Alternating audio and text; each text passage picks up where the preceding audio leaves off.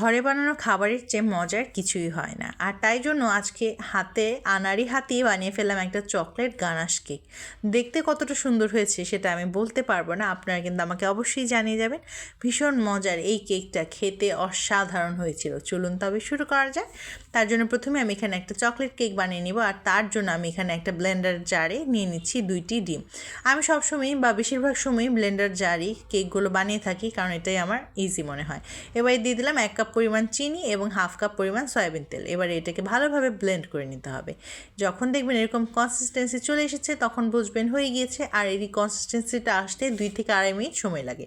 এবারে শুকনো উপকরণগুলো একটা সুন্দর পাত্রে দিয়ে দিচ্ছি। দিয়ে দিলাম 1.25 কাপ পরিমাণ ময়দা, আর এবারে দিয়ে দিলাম 1/4 কাপের মতন কোকো পাউডার, দিয়ে দিলাম 1 চামচ পরিমাণ বেকিং পাউডার, এবং আমি এটা একটা চালনি দিয়ে চেলে নিচ্ছিলাম যেন কোনো ধরনের এক্সট্রা লাম্পস না থাকে। এবারে শুকনো উপকরণগুলো খুব ভালোভাবে মিশিয়ে নিয়ে আগে থেকে ব্লেন্ড করে রাখা ব্যাটারটা আমি এখানে দিয়ে দিচ্ছি। এরকম ব্যাটারটা কিন্তু দেখে মনে হচ্ছে কনডেন্স মিল্ক, তাই না? তাই জন্য আপনাদের বোঝার জন্য আমি এটা বললাম, যেন আপনারা বুঝতে পারেন যে এটা কনডেন্স মিল্কের মতো যখন হবে তখন এটাকে নামিয়ে ফেলতে হবে। আর চিনিটা গুলেছে কিনা সেটা তো অবশ্যই খেয়াল রাখতে হবে। এইবারে খুব ভালোভাবে আস্তে আস্তে করে ব্যাটারটাকে খুব ভালোভাবে শুকনো উপকরণের মধ্যে মিশিয়ে নিলাম। আর এবারে অল্প অল্প করে আমি এখানে লিকুইড দুধ অ্যাড করে নিব। লিকুইড দুধটা কিন্তু আমি টোটাল 1/3 কাপের মতন ইউজ করেছি। টোটালটা আমি 1/3 কাপ ইউজ করলেও আমি এখানে হাফ করেই দিয়েছিলাম। আপনারাও ঠিক এভাবেই আস্তে আস্তে করে দিয়ে দিবেন। এভাবে খুব ভালোভাবে দুধটাকেও মিশিয়ে নিতে হবে। চকলেট কেক কিন্তু নর্মালি আমার খুবই পছন্দ। আপনারা কে চকলেট কেক পছন্দ করেন সেটা আমাকে অবশ্যই জানিয়ে যাবেন। এবারে খুব ভালোভাবে সব কিছু মিশিয়ে নিলাম। আর এবারে দিতে হবে একটা এসেন্স। আজকে আমি চকলেট এসেন্স ইউজ করছি। এখানে আমি 1 চামচ পরিমাণ চকলেট এসেন্স দিয়ে দিচ্ছি। এবার এটাকেও খুব সুন্দরভাবে মিশিয়ে নিতে হবে। ভালোভাবে মিশিয়ে নেওয়ার পর এটাকে কিন্তু আমি দিয়ে দেব ওভেনে। তবে তার জন্য এখানে আরও একটুখানি উপকরণ বাকি আছে। আর এতক্ষণ এটাকে মিশাতে কিন্তু আমি ইলেকট্রিক ওভেনকে 180 ডিগ্রি সেন্টিগ্রেডে 10 মিনিটের জন্য প্রিহিট হতে দিয়েছিলাম। আর এখানে আমি মুঠো ভর্তি করে চকো চিপ অ্যাড করে দিচ্ছি। চকো চিপসটা কিন্তু আমার খেতে ভীষণ ভালো লাগে, তাই জন্য আমি সবসময়ই বা বেশিরভাগ সময়ই কেকের মধ্যে এটাকে ইউজ করি, কারণ খেতেও মজা, দেখতেও সুন্দর। এবার এটাকে খুব ভালোভাবে মিশিয়ে নিলাম। এবার এটাকে মোল্ডে দিয়ে দেওয়ার পালা। আমি এখানে একটা গোল মোল্ড নিয়েছি, আর এর মধ্যে প্রথমেই আগে থেকে তেল ব্রাশ করে নিয়ে এখানে আমি বেকিং পেপার বসিয়ে দিয়েছিলাম। বেকিং পেপারটা দিয়ে দেওয়া হলে এবার এটার মধ্যে আমি ব্যাটারটাকে ঢেলে দিচ্ছি। খুব ভালোভাবে সবটুকু ব্যাটার নিয়ে নিতে হবে, এইটুখানিও কিন্তু বাদ দেওয়া যাবে না। এত কষ্ট করে বানিয়েছি ব্যাটারটাকে, এটা কি বাদ দেওয়া যায়? একদমই না। এবারে দেওয়া হয়ে গেলে আমি একটুখানি ট্যাপ করে নিব যেন কোনো সাইড থেকে ফাঁকা না থাকে। এবারে এটাকে দিয়ে দিব প্রথমে 35 মিনিটের জন্য বেক হতে। ওভেনে দিয়ে দিলাম, আর 180 ডিগ্রি সেন্টিগ্রেডে আমি বেক করেছি। তারপর পরবর্তীতে আমি আরও 5 মিনিট দিয়েছিলাম। আমার কেক কিন্তু তৈরি হয়ে গিয়েছে। এবারে কেকটাকে ঠান্ডা হওয়ার জন্য অপেক্ষা করতে হবে। ঠান্ডা হয়ে গেলে একটা ছুরি দিয়ে বা কেকটাকে ডিমোল্ড করে নিতে হবে। কেকটা কিন্তু খুবই পারফেক্ট হয়েছে, আমি বলতে বাধ্য হচ্ছি। নিজে বানিয়েছি দেখে বলবো না। এবার একটা সুন্দর প্লেটের মধ্যে আমি এটাকে ঢেলে নিচ্ছি। দেখতেই পাচ্ছেন একটুও কিন্তু লেগে যায়নি। আপনারা অবশ্যই চেষ্টা করবেন সবসময় তেল ব্রাশ করে নিতে আর বেকিং পেপারটা ইউজ করে নিতে, তাহলেই দেখবেন একদম পারফেক্ট হবে, কোনোভাবেই ভেঙেও যাবে না আর খুবই সুন্দর হবে। এভাবে আমি এক এক করে বেকিং পাউডারটা তুলে নিচ্ছিলাম। দেখেই নিশ্চয়ই বুঝতে পারছেন কেকটা কতখানি সফট হয়েছে। এবারে এটার জন্য একটা গানাশ তৈরি করব। তার জন্য আমি আজকে এখানে ফন্ডালো চকলেটগুলো ব্যবহার করছি। এখানে আমি 4 পিস বা 4টা ফন্ডালো ব্যবহার করছি। আর প্রথমেই একটা বাটির মধ্যে আমি সবকটি চকলেট এভাবে ভেঙে দিব। ফন্ডালো চকলেটের কিন্তু একটা স্পেশালিটি হচ্ছে এটা দেখতে খুবই সুন্দর হয়। এক একটার শেপ বা প্যাটার্ন থাকে এক এক রকম। এই যে এটা যেমন অনেকটা জিগজ্যাগ টাইপের, আর এর পরবর্তীটা হয়ে যাবে একটা হার্ট শেপের। দেখতে কতখানি সুন্দর, তাই না? এই চকলেটটা না আমার ভাঙতে ইচ্ছা করছিল না। এত সুন্দর একটা চকলেটকে ভাঙতে মন চায়? তাও তো ভাঙা লাগে।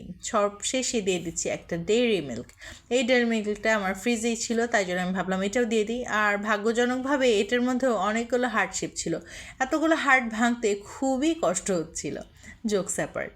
এবারে দিয়ে দিচ্ছি 1 টেবিল চামচ পরিমাণ আনসল্টেড বাটার। বাটারটা দেওয়া হয়ে গেলে এই পর্যায়ে আমি এখানে দিয়ে দিব জাস্ট 1 টেবিল চামচ পরিমাণ লিকুইড দুধ। এবারে 1 মিনিটের জন্য এটাকে ওভেনে দিয়ে দিলাম গলিয়ে নেওয়ার জন্য। এবারে গলা হয়ে গেলে সব কিছুকে আবার খুব সুন্দরভাবে মিশিয়ে নিতে হবে। চকলেটটাকে খুব ভালোভাবে ভেঙে নিতে হবে, অর্থাৎ গলিয়ে নিতে হবে।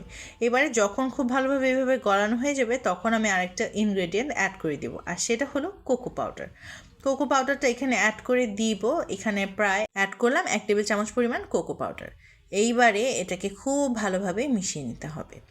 ভালোভাবে কোকো পাউডারটা মিশিয়ে নেওয়ার পর কিন্তু এটাকে চুলায় জাল করে নিতে হবে একটুখানি ঘন করে নেওয়ার জন্য। আমার কাছে মনে হয় চকলেট গানাশ বা যে কোনো গানাশ নিজের ইচ্ছে মতোই বানানো যায়। গানাশ বানানো আসলে আহামরি কোনো কিছুই না। তাই জন্য যদি আপনার হাতে সময় কম থাকে আর কেক বানাতে এই গানাশটা ইউজ করতে পারেন তবে কিন্তু দেখতেও সুন্দর হয়, সময়ও কম লাগে, আর খেতে তো আসলেই ভালো লাগে। আমি কিন্তু এটাকে জাল করে নিচ্ছি। চুলার আঁচটা কিন্তু ছিল মিডিয়াম টু লো ফ্লেমে। আপনার হাতে যদি সময় কম থাকে, ক্রিম বানানোর ঝামেলা মনে হয়, তাহলে কিন্তু এইভাবে ট্রাই করতে পারেন। এভাবে দেখতেও সুন্দর হয় আর খেতেও ভালো হয়, আর নিজের ইচ্ছা মতো ডেকোরেট করা যায়। আর যদি আমার মতো নতুন কেক বানান অথবা নতুন কেক ডেকোরেট করেন অ্যাকচুয়ালি, তাহলে কিন্তু এইভাবে করে নিতে পারেন। আমি আসলে কখনোই কেক ক্রিম দিয়ে এতটা ডেকোরেট করি না। আমি সবসময় প্লেন কেকই বানানোর চেষ্টা করি। আসলে আমার খেতে সেটাই ভালো লাগে। কিন্তু আজকে ভাবলাম একটুখানি একটা স্পেশাল ওকেশানে কেননা এইভাবে গানাশ তৈরি করা যায়। কথা বলতে বলতে কিন্তু আমি কেকটাকে একটা কাঁটা চামচ দিয়ে খুব ভালোভাবে ছিটু ছিটু করে নিয়েছিলাম। আর এর মধ্যে উপর থেকে দিয়ে দিচ্ছি 1 টেবিল চামচ পরিমাণ চিনির রস। আমি এখানে 1 চামচ চিনিকে 1 চামচ পরিমাণ পানিতেই খুব ভালোভাবে গুলে নিয়েছিলাম, যেটাকে সুগার সিরাপও বলা যেতে পারে। এটা করার কারণ হচ্ছে এতে করে কেকের ময়েশ্চারটা ধরে রাখতে এটা সাহায্য করে। এবারে উপর থেকে দিয়ে দিলাম চকলেট গানাশ, যেটা আমি বানিয়ে রেখেছিলাম।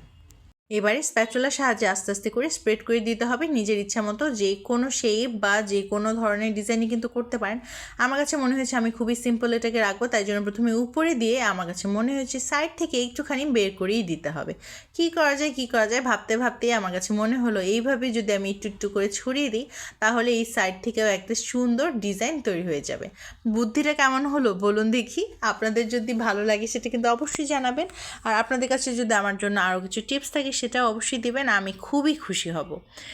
আমি আগেই বলে নিয়েছি যে আমি খুবই আনাড়ি হাতে এই কেকের কাজটা করছি, কারণ আমি কখনোই ডেকোরেট করি না। যদিও এটা আমার একজন স্পেশাল মানুষের, আমার বোনের জন্মদিন ছিল, তাই জন্য আমি কেকটাকে বানিয়েছিলাম একটুখানি স্পেশাল ফিল করানোর জন্য। এবারে গানাশটাকে খুব ভালোভাবে আমি এখানে মিশিয়ে নিচ্ছি। আর এবারে জাস্ট উপর থেকে একটুখানি দিয়ে দিচ্ছি সুন্দর সুন্দর স্প্রিঙ্গলস। কালারফুল কিছু এরকম দিয়ে দিলে কিন্তু এটার লুকটাই চেঞ্জ হয়ে যায়। আর আমার তো আসলে সত্যি কথা বলতে কালারফুল সব কিছুই খুবই পছন্দ। আপনারা নিজের মনের মাধুরী মিশিয়ে যেভাবে খুশি সেভাবে কিন্তু কেকটাকে সাজিয়ে নিতে পারেন। আজকে তবে এই পর্যন্তই। আজকের রেসিপিটি কেমন লাগলো অবশ্যই কমেন্ট করে জানিয়ে যেতে একদমই ভুলবেন না। কেকটা কিন্তু আমি খুবই ইজি ওয়েতে তৈরি করেছি, সবসময় বাসায় যেভাবে তৈরি করি ঠিক সেভাবেই তৈরি করেছি। রেসিপিটি ভালো লাগলে অবশ্যই আমাকে জানিয়ে যাবেন। ধন্যবাদ সবাইকে।